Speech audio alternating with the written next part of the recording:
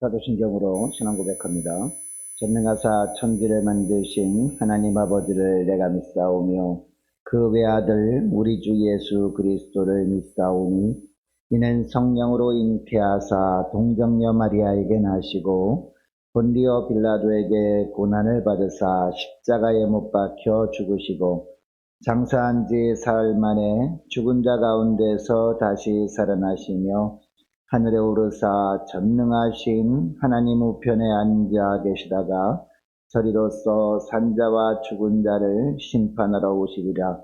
성령을 믿사오며 거룩한 공예와 성도가 서로 교통하는 것과 죄를 사하여 주시는 것과 몸이 다시 사는 것과 영원히 사는 것을 믿사옵나이다. 아멘. 찬송가 314장 찬송하겠습니다.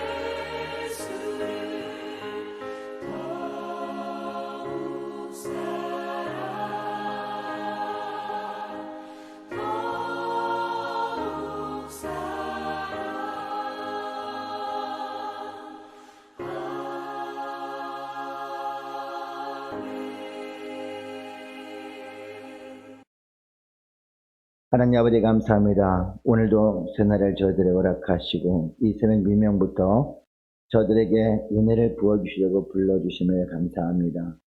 하나님 주님 부르심에 순종하며 나왔사오니 주님 오늘도 예비하신 은혜로 하루를 시작할 수 있도록 도와주셔서 주님께서 붙들어 주시는 능력 가운데 살아가는 것이 얼마나 복된 삶인지 알 수 있는 복된 이 시간 될 수 있도록 역사하여 주옵소서. 감사드리오며 우리 주 예수님의 이름으로 기도드리옵나이다. 아멘. 하나님의 말씀은 잠언 20장 1절에서 15절까지 말씀 보겠습니다. 포도주는 거만하게 하는 것이요 독주는 떠들게 하는 것이라. 이에 미혹되는 자마다 지혜가 없느니라. 왕의 진노는 사자의 부르짖음 같으니 그를 노하게 하는 것은 자기의 생명을 해하는 것이니라.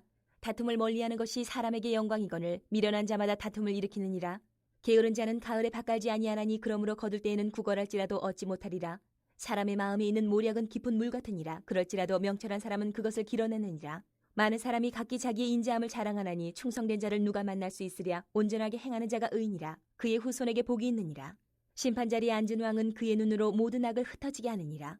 내가 내 마음을 정하게 하였다, 내 죄를 깨끗하게 하였다 할 자가 누구냐? 한결같지 않은 저울추와 한결같지 않은 되는 다 여호와께서 미워하시느니라. 비록 아이라도 자기의 동작으로 자기 품행이 청결한 여부와 정직한 여부를 나타내느니라. 듣는 귀와 보는 눈은 다 여호와께서 지으신 것이니라. 너는 잠자기를 좋아하지 말라. 내가 빈궁하게 될까 두려우니라. 내 눈을 뜨라. 그리하면 양식이 족하리라. 물건을 사는 자가 좋지 못하다 하다가 돌아간 후에는 자랑하느니라. 세상에 금도 있고 진주도 많거니와 지혜로운 입술이 더욱 귀한 보배니라. 여러분, 하나님께서 하루를 시작할 때마다 우리를 주님 앞으로 부르십니다. 그 이유가 무엇입니까? 자, 오늘도 하나님이 주시는 지혜의 말씀을 통해서 우리를 바른 길로 인도하시려고 부르신 줄 믿습니다. 자, 오늘 하루도 주님께서 말씀하시는 이 말씀을 통해서 이끄신 대로 살아갈 때 주님과 함께 승리의 삶을 사는 복된 하루가 될 수 있기를 원합니다. 자, 특별히 오늘 본문에 보면요, 하늘의 지혜로 살아감으로 말미암아 하나님이 주시는 축복을 주는 비결을 세 가지로 말씀하고 있는데요. 그 첫째 비결이 뭐냐? 바로 술을 멀리하는 것이다 라고 하고 있습니다. 자, 1절 말씀 보시기 바랍니다. 1절 말씀 함께 읽습니다. 시작. 포도주는 거만하게 하는 것이요 독주는 떠들게 하는 것이라. 이에 미혹되는 자마다 지혜가 없느니라. 아멘. 여러분, 여기에 포도주는 무엇을 말할까요? 포도주는 그 당시에 약한 술을 말합니다. 도수가 낮은 거. 오늘날로 말하면 과일주나 아니면 맥주 이런 걸 말하겠죠. 자, 그럼 독주는 어떤 걸 말할까요? 독한 술을 말합니다. 쉽게 취하는 것을 의미합니다. 자, 하반절에 보니까 지혜가 없느니라 라고 하고 있는데, 어떤 것이 지혜가 없는 삶이라고 하고 있습니까? 포도주와 독주에 미혹되는 삶이 지혜가 없는 삶이다 라고 하고 있습니다. 자, 그러면 하늘의 지혜로 살기 위해서 어떻게 해야 됩니까? 이 포도주나 독주에 미혹되지 않는 삶을 살아가는 것이 바로 하늘의 지혜로 살아갈 수 있는 비결이라는 거죠. 왜 그렇습니까? 포도주는 사람을 거만하게 하기 때문이다 라고 하고 있습니다. 그리고 독주는 떠들게 하는 것이기 때문이다 라고 하고 있습니다. 이 구절에서 포도주와 독주에 미혹된다 라고 말씀하는 의미가 무엇입니까? 처음에는 다른 사람의 권유로 말미암아 딱 한 잔을 하고 말지 뭐 라고 생각한다는 거죠. 그리고 그때는 어떤 마음이 있습니까? 이 술을 내가 내 의지로 조절할 수 있다라고 생각한다는 거예요. 내가 먹고 싶지 않으면 먹지 않고, 그냥 먹고 싶으면 먹고, 그냥 내가 멀리하고 싶으면 멀리할 수 있다, 내 의지로 할 수 있다, 이렇게 생각한다는 겁니다. 그런데 결국 어떻게 된다는 거예요? 결국 나중에는 술의 포로가 되고 만다라는 것이죠. 그래서 오늘 본문에 보니까 미혹되는 자는 이렇게 말씀하고 있습니다. 자, 그리고 포도주는 거만하게 한다는 것은 무슨 의미냐? 이 술이 한 잔 들어가게 되면요, 결국 목이 뻣뻣하게 된다는 겁니다. 평소에는 그렇게 겸손한 사람입니다. 평소에는 다른 사람의 의견을 경청해 주는 사람인데, 술이 한 잔 딱 들어가게 되면 어떻게 돼요? 결국은 자기 의견이 옳다고 생각해서 굉장히 교만하게 된다. 바로 이런 말씀을 하고 있습니다. 자, 그리고 독주는 떠들게 하는 것이다라는 말씀, 무슨 말씀이냐? 술이 더 취하게 되면요, 말이 많아지게 된다는 겁니다. 그리고 사람이 없는 가운데 있어도 계속 말을 하며 살아감으로 말미암아 결국 어떻게 된다? 실수하게 된다는 겁니다.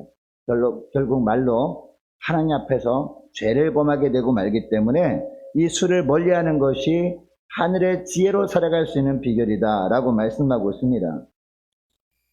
여러분, 이 술에 미혹되는 사람들 두 가지 특징이 있다라고 오늘 본문을 통해서 정리하고 할 수 있는데, 첫째는 자기 스스로는 괜찮게 보고 다른 사람들은 낮게 보고 거만하게 되어지는 특징이 있습니다. 그리고 둘째는 술이 사람을 시끄럽게 만들고 가볍게 만들어버린다. 사람을 굉장히 가볍게 만들어버리는 게 술이 특징이라는 거죠. 그리고 떠들다가 실수를 함으로 말미암아 사람에게 뿐만 아니라 공동체에 해를 가하게 하는 것이 바로 이 술의 특징이다라고 하고 있습니다.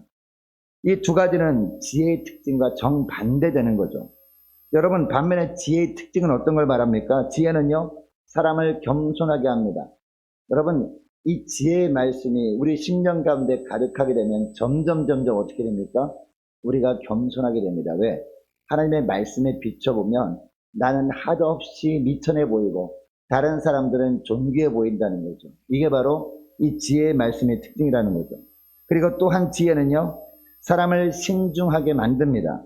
이 가벼운 농담이나 음담패설을 멀리하게 만들어요. 이 하늘의 지혜로 가득하게 됩니다. 여러분, 말씀이 가득한 사람을 보세요. 음담패설 하는 거 봤습니까? 하지 않습니다. 그리고 가벼운 사람 봤습니다? 없습니다. 이게 바로 지혜의 말씀의 특징인데, 근데 술은요, 술은 그냥 술만 들어갔다면 음담패설이 자동으로 나와.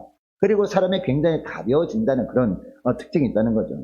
그래서 성경에서 유난히 술과 음주에 대해서 경계하는 말씀이 많은 겁니다. 자, 무엇보다 영적으로 신중한 가운데 사람을 세우고 공동체를 세우며 살아가는 것을 주님이 원하시기 때문이죠. 그래서 여러분, 로마서 13장 13절 말씀에도 뭐라고 합니까? 나대와 같이 단정히 행하고 방탕하거나 그 다음에 뭐 하지 말고 술 취하지 말고 이런 말씀을 합니다. 음란하거나 호색하지 말며 다투거나 시기하지 말고 라고 하거든요. 술 취하게 되면 음란하게 되고 그리고 호색하게 되고 다투게 되고 시기하게 되니까 술 취하지 말라. 바로 이런 말씀을 하는 것이죠. 여러분, 우리는 술을 권하는 사회 속에 살아가고 있거든요. 이 성인이 되는 순간에 합법적으로 음주를 그냥 다 허용하는 그런 시대 속에 우리가 살아가고 있습니다. 이런 세상에서 우리 그리스도인들이 어떻게 살아갈 것인가에 대한 고민들이 사실 적지 않은 것이 사실이거든요. 그래서 어떤 사람들은 그래도 사회생활 하는데 사람들과 어울려 살아야 되니까 그래도 사람들이 다 하는데 한두 잔쯤은 괜찮지 않을까 라고 생각하면서 또 거기에 넘어가는 사람들이 적지 않은 것이 현실입니다. 왜냐하면 술은 사회생활과도 굉장히 밀접한 관련이 있다고 여겨지기 때문입니다. 인간관계에 영향을 미칠 수 있다고 여기기 때문에 뭐 한두 잔쯤은 괜찮지 않을까라고 생각하는 사람들이 많다는 거죠. 그러나 우리가 그리스도인들로서 분명히 기억해야 될 것이 있는데, 사회생활과 인간관계의 핵심은요, 예수 그리스도의 사랑이지 술이 아니라는 사실을 우리는 잊으면 안 되는 거죠. 우리가 세상에서 섬기는 삶을 살아감으로 말미암아 예수 그리스도의 사랑으로 이 사회를 변화시켜 나갈 생각을 해야지, 술을 통해서 적당하게 세상과 섞여 살면서 내가 그 세상 속에서 유익을 보리라 라고 여기면 안 된다는 겁니다. 여러분, 만일 우리가 이 삶에 이 말씀의 영향력은 점점 줄어들고 이 술의 영향력이 점점점 커지게 되면 결국 어떻게 되느냐, 우리 삶 가운데 신중함은 점점 줄어들 겁니다. 반면에 이 술의 영향력을 점점 커짐으로 말미암아 결국 죄악의 포로가 되어 살아가고 말 겁니다. 그래서 에베소서 5장 18절에 보면 뭐라고 합니까? 술 취하지 말라라고 하는 거예요. 에베소서 5장 18절에 술 취하지 말라, 이는 방탕한 것이다. 하나님 보시기에 방탕한 것이니 오직 성령으로 충만함을 받으라 라고 합니다. 여러분, 세상은 술 취하기를 권합니다. 그러나 우리 주님은요, 새술, 즉 성령의 술에 취하라 라고 말씀하고 있습니다. 여러분, 성경에 이런 가르침에 귀를 기울이고 오직 성령의 충만한 가운데 살아가시는 저와 여러분 되시기를 축복합니다. 자, 그리고 두 번째로 하늘의 지혜로 살아감으로 하나님이 주시는 축복을 누리는 비결, 두 번째는 뭐냐? 성실한 삶을 사는 것이다 라고 하고 있습니다. 특별히 4절 말씀 보시기 바랍니다. 자, 4절 말씀 함께 읽습니다. 시작. 게으른 자는 가을에 밭 갈지 아니하나니 그러므로 거둘 때에는 부걸할지라도 얻지 못하리라 라고 합니다. 자, 이 구절 상반절에 나오는 게으른 자라는 것은 어떤 자를 말할까요? 하나님께서 분명히 일할 기회를 주셨습니다. 일할 기회를 주셨음에도 불구하고 여러 가지 핑계를 대면서 그 기회를 놓쳐버리는 거예요. 그래서 일할 기회를 다 놓쳐버리고 일할 기회에 일하지 않는 사람을 말하는 것입니다. 게으른 자는 가을에 밭 갈지 아니하나니 라고 하는 것은요, 농사 짓는 것과 깊은 관련이 있지 않습니까? 이 봄에 씨를 뿌리고 가을에 거둡니다, 우리나라는. 자, 그런데 성경시대에 이스라엘 땅, 그러니까 가나안 땅은요, 우리나라와 반대입니다.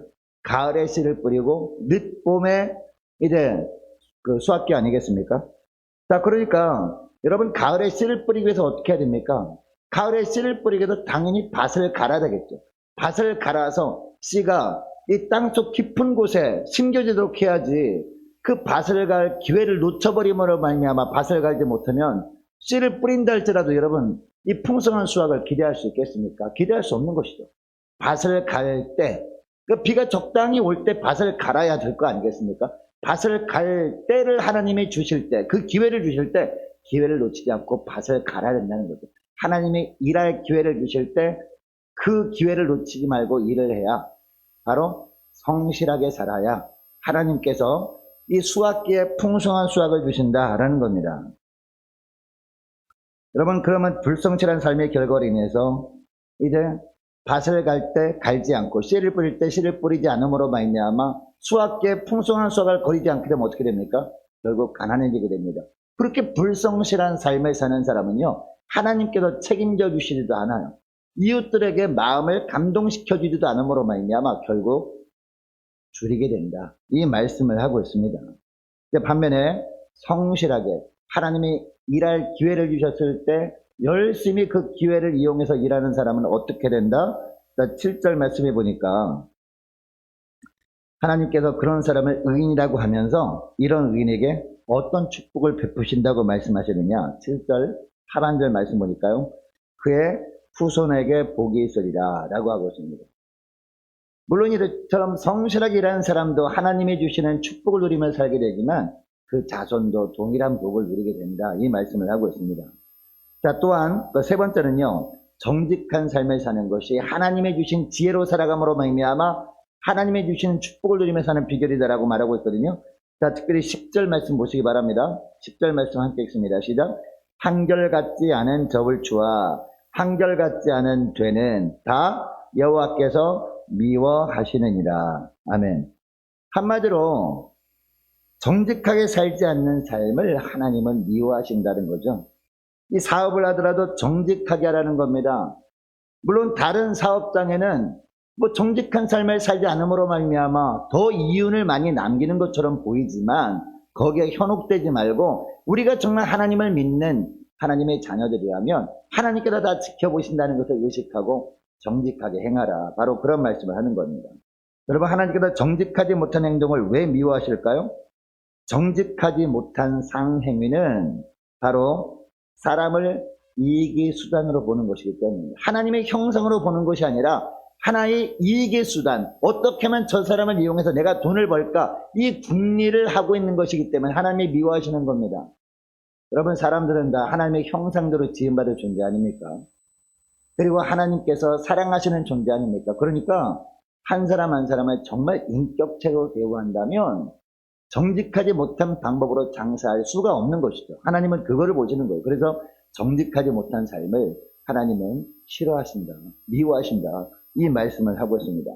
여러분, 미워하신다는 것은 무슨 얘기입니까? 마지막에는요, 하나님께서 주시는 축복을 누리지 못하는 겁니다. 심지어는요, 마지막에 어떻게 하는지 아십니까? 정직하지 못한 가운데 이제 벌어들이는 수확은요, 하나님께서 그걸 뺏으셔가지고 정직한 자의 삶에 윤택하도록 우리 주님께서 부어주시는 분이 바로 우리 하나님이시거든요. 이런 말씀을 종종 이렇게 구약에 보면 하시지 않습니까? 여러분, 우리는 하나님을 경외하는 자들입니다. 그러나 정직하지 못한 사람들은요, 하나님을 경외하기보다도 돈을 숭배하기 때문 아니겠습니까? 하나님의 자녀들은 돈보다 하나님의 말씀에 순종하는 거예요. 왜? 하나님을 경외하기 때문에. 그리고 하나님의 종들이기 때문에 우리의 주인 되신 하나님의 말씀대로 우리가 살아가게 되는 것입니다. 장차 하나님께서 평가하실 때 우리가 얼마나 벌었느냐, 얼마나 풍성한 삶을 살았느냐, 이걸로 평가하지 않냐 하시고, 우리가 누구로 살았느냐, 하나님과의 관계 속에서 누구로 살았느냐, 이것으로 평가하시기 때문입니다. 이것을 알기 때문입니다. 여러분, 이것을 기억하시고 오늘 하루 게으르지 않고 하나님이 일할 기회를 주셨을 때 성실하게 주님의 일을 최선을 다해서 감당하시는 저와 여러분 되시기를 축복하고, 이 세상이 다 정직하지 못한 방법으로 살아간다 그럴지라도 저와 여러분만큼은 하나님의 자녀들로서, 하나님의 종들로서 무엇보다도 정직한 삶을 살아감으로 말미암아 주님이 주시는 은혜 가운데 지내시는 복된 하루가 되길 원합니다.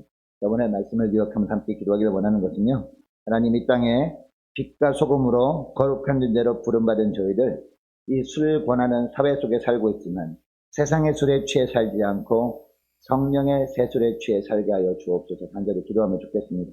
또 기도할 것은 하나님, 우리가 주님께서 기뻐하시는 이 성실한 삶, 정직한 삶을 살아감으로 하나님께서 하늘의 지혜로 사는 자들에게 주시는 축복을 풍성히 누리며 살게 달라고 간절히 기도했으면 좋겠습니다. 계속 기도할 것은 하나님 우리 교회가 우리 한 사람 한 사람이 정말 깨어있게 하여 주옵소서. 깨어 기도하는 삶을 살게 달라고 함께 기도하기를 원합니다. 많은 환우들을 위해서 기도해 주시길 바라고 고3 수험생들과 그리고 취업을 앞둔 우리 자녀들을 위해서 함께 기도하기를 원하고 나라 민족을 위해서 우리 성교사님들을 위해서 그리고 우리 교회 앞날을 위해서 저와 여러분이 이 시간에 가지고 나온 기도 제목들 놓고 우리 함께 기도하기를 원합니다.